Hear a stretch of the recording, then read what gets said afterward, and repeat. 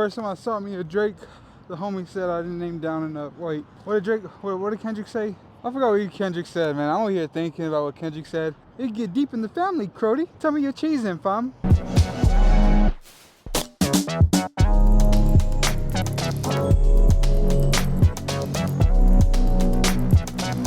But anyways, what's up YouTube? We are here back on the back nine of the Big Mackenzie course, and we are currently sitting at, whoa, before I say anything, y'all make sure y'all go check the front nine out if y'all haven't.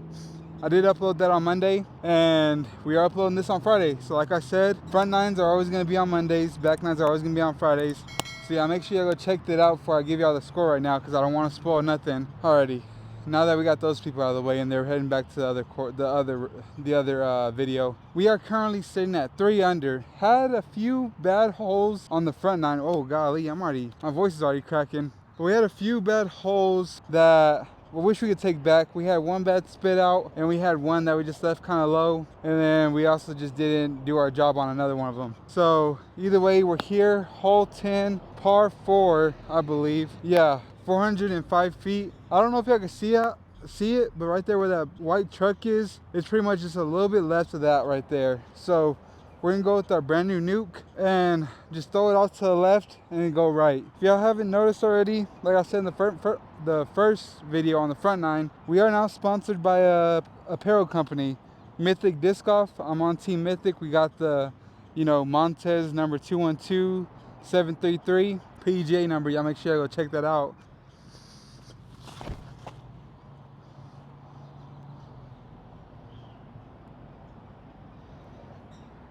Okay, pretty good, dead center of the fairway. We'll probably have like another 70-80 feet, I would say, up to the basket. This will be a great way to start off this back nine, especially with the eagle. I know it's a soft eagle, but we'll take it nonetheless. Oh, sit right there, please. Okay, thank goodness that the weeds are long out here. We at least got like a nice little stoppage right there. All right, I gotta make this quick because our phone is overheating. I gotta make sure I get this putt. Alrighty, we're on hole 11, 436 feet. This is a par 4. The tee sign does say par 3, but I'll play this one more as a par 4 than that last one. Actually, I'm gonna play them all to this tee sign, so whatever the tee sign says, we are gonna play at that. So this is a par 3. I would say that. So let's just keep it consistent, man. If the other one's called a par 4 and it's shorter than this, we'll call this one a par 3 and it's longer. Alrighty.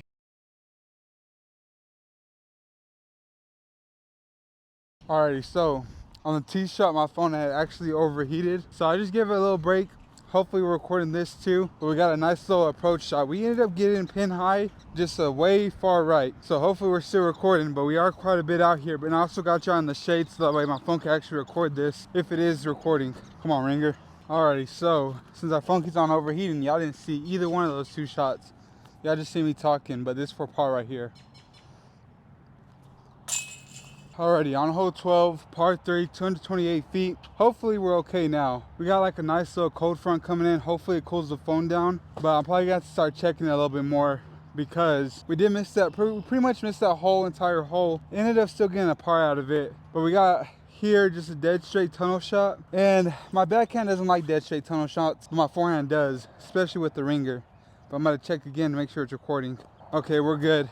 So let's see if we can just pipe one down right here. This one is kind of more of a Violet Myers, I would say so. Wide open. It's just a long tunnel, but it is wide. Shout out to the men of culture. Here we go, Ringer. Let's go.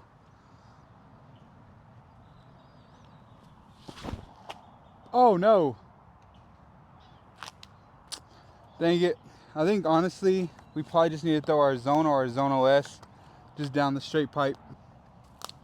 Okay, now we are on this left side of this fairway. I think the main thing is actually getting out of this gap. We're just trying to throw a little skip shot over there to the left side. Just blast on the past those trees. Can't go past too far. I just want to get out and just have at least a putt to actually get a 3 right here. So we're gonna go with our resistor and see if we get out of this gap.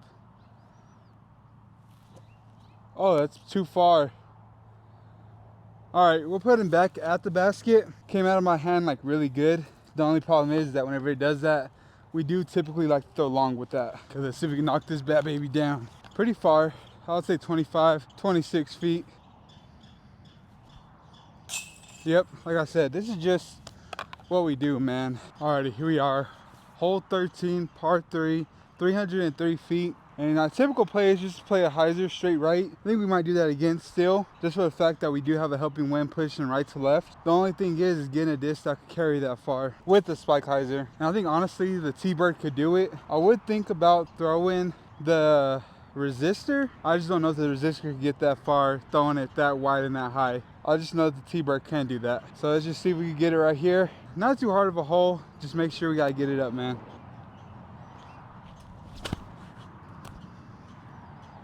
Come on, man, swing, baby, swing. All right, well, at least have like a 25, maybe 30 footer right back at the basket, but we'll have a helping tailwind to actually hopefully get us the score. We need to increase this score a little bit more, man. I'm not comfortable at just leaving it at 4 under. Oh, thank goodness, man. That was a great looking putt. It dropped right in time. Also, left side chains does catch a lot better. That was probably the best feeling putt I've had in a while, and it was not better to come, or it didn't come at a more better time, for the fact that we are sitting currently at 5 under, and a lot of these other ones on this back nine, there are some pretty gettable holes, but I mean, there's nothing too challenging unless you get really too off the fairway. I'm speaking too soon, definitely, but I also wanted to stop right here just so I could tell y'all, make sure y'all leave, or if y'all already here and y'all made it past this point of the video, make sure y'all leave a like and then y'all subscribe if y'all are new here. We have been slowly growing, and I'll take that over just a complete big leap, because that just that makes us 4 or 5 years from now, our longevity be a lot better and there won't be a huge fall off. I'm saying that now because we are in this position that we are in, but we're grinding, man. And also another thing is just the breathability of these jerseys, man. Feeling pretty nice, especially with me sweating. Just this nice cool air. It kind of holds the moisture, but it's not like soaking wet. It like holds it enough to where whenever there is wind, it kind of blows and you have a nice little breeze on it. So that's another reason if we gotta go check out Mythic Disc Golf. Right here we got hole 14, par 3, 377 feet. And it's pretty much in that direction. You got a double mando. You need to go left of this one and then right of this one. And pretty much where this dead tree is, dead straight, it like bends off a little bit to the right. And then it's pretty much in line with that. So we need something to either forehand or kind of turn it over and just let it just fly straight. And I think I like the forehand better for this shot. So I think what we're gonna do, we do have like a nice little headwind. I think what we're gonna do is go with our green Z-Nuke and just push something. I don't think you can get past, I think we could throw something past this dead tree, and I kind of want it to fade before the tree that's in the background, because it's pretty much in line with that little gap. Oh man, that's gonna be terrible. Okay, we hit off that dead tree on the right side, so we're not gonna be completely lost, but that was super nose up. Turned that just the tiniest bit, but that came up straight nose up. All right, the basket is pretty much dead straight from right here. The only thing is I don't feel comfortable going through this straight gap. We're gonna have to probably throw something on the left side. There's just so much more room over here, but I do got y'all positioned right here because we do have a crazy tree behind us. But I think we might just flick our Zona West, because I know we can't get past the basket with that, especially throwing it very softly, but I know it's at least gonna go right. That should be pretty good. If it didn't end up short, which I'm kind of fine with, hopefully we at least have a putt for an unobstructed putt with the feet situation for our par. A nice little shadow position right here. It ain't far, but I don't like how these, have you ever seen those things where like the softer the animal looks, the more dangerous it is? That's how I feel about these. These don't look too soft, or they don't look like dangerous plants, but for some reason I feel like I'm gonna get all kinds of like diseases from it, and not the sexual kind. Woo! I guess right and left side. I think the only place that you can't put on this basket is pretty much dead straight on the pole. On the tee pad of hole 15, it's 828 feet, par 5. So we can get an eagle look here if we, with a good tee shot. The only thing is I gotta make sure I get past all these trees. I think we might just throw our, I mean, we got a left to right wind. Yeah, we might just push our nuke up high and just try to turn it so it could get up there quite a bit. The other play is just throwing a big old spike hyzer over everything, but I don't think I got the height today with the spike hyzer. So I like just throwing it up there with some turn and just letting it just coast right and then go left. Oh yeah, that's some big distance right there. that'd be pretty good for our eagle look. All we just need is just another one of those, which I'll probably throw my my ballista out there, because I know at least with that we could get some distance off of. Alrighty, right here we probably got a good like 440, I would say 450 maybe to the actual pin. The only thing is, if we throw a backhand, I don't know if I could throw something that'll kind of turn the entire way. We don't have that skill set just yet now, but I think what I can do is just force my ballista dead straight with the forehand, and it might stand up just a little bit, but I know it could come back right because I know I don't have enough power with the forehand compared to the backhand. So I think that's the play, man. I think that's what we got to do.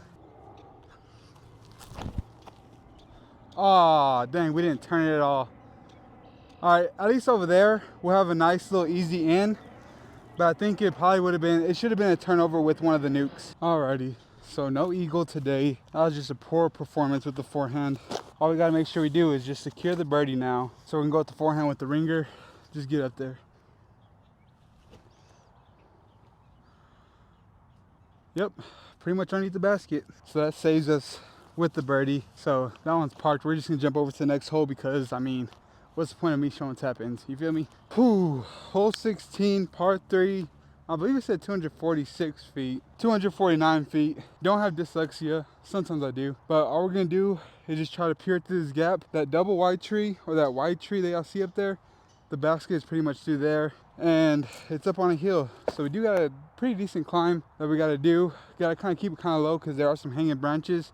I'm just kind of clearing them out so that I know that if I hit them, I at least knew that they were there. And honestly, I think we're just gonna go with our Buzz SS here because I know it's something I could throw on some hyzer or even flat, and I know it's just at least gonna go right. If I do my buzz or anything, I gotta make sure I get it perfectly straight, and it'll probably hold over for a little bit and then start coming out.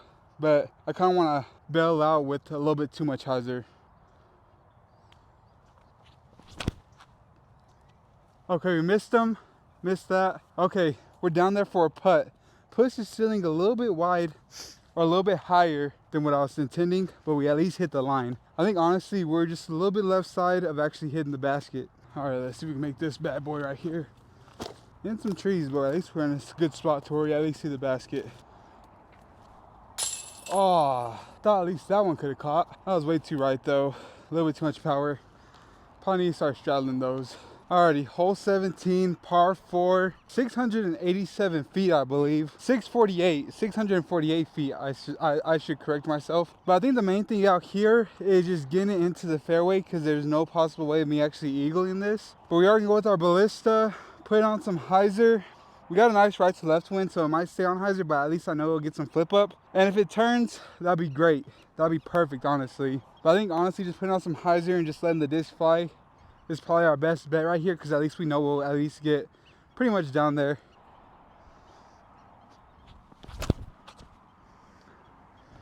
Oh yeah, that's money. Oh, we're gonna be in some rough. All right, thought it was actually gonna start coming out of it, but I guess it just had its mind of its own just because I wanted to glide right. But I think either way, we're going to be on top of a hill. We're going to be looking down at the basket, I believe. All we got to do is get over another little hill, get into the little ditch, and I believe we should be able to get our birdie right there. All right, apparently our disc didn't want to stop flying. It's still up in the air. But I think we should have a pretty good, decent up and down. Yeah, I can see the little flagpole that's up there. The only thing is actually getting up and down. Don't know what we want to do. I have a few thoughts and opinions about a lot of things. I just don't know what to do here. I'm very conflicted. Misusing your influence. I think honestly just throwing a forehand up to the left side, I think that'll probably be our best bet right here. All right, hopefully that's deep enough. Hopefully we have a putt right there. I kind of pulled it off to the left side. Did not want to do that, but we ended up doing that. And hopefully, like I said, hopefully we have a putt at it. We can at least see the basket. The only bad part is, we got a nice little shadow right here. We just gotta make sure we put more hyzer on it. And we gotta make sure we can at least catch a little bit of the chains. I don't wanna get down on one knee, so we'll just have to coincide with this. I don't know if I use that word in the right. Let's just putt, man. Oh no, that's never gonna do it, Isaac. That's what we needed. We needed to slow the wrist down, putt it like how we normally putt it, and it would have went in. Alrighty, on the last and final hole, hole 18. It's a par 3, 303 feet, and they ran a doubles tournament here this past weekend, and there is a nice little circle out there. This plays as an island for that thing. I don't believe we're gonna play it as an island here because it normally isn't one. So we'll take it. Or just so y'all won't get confused about how this one is played. It's not an island. So wherever we land, which hopefully inside the island, we're gonna go with our runway. I know you haven't seen this in a while. We're just throw it off to the right on some hyzer and hopefully just get it back left enough.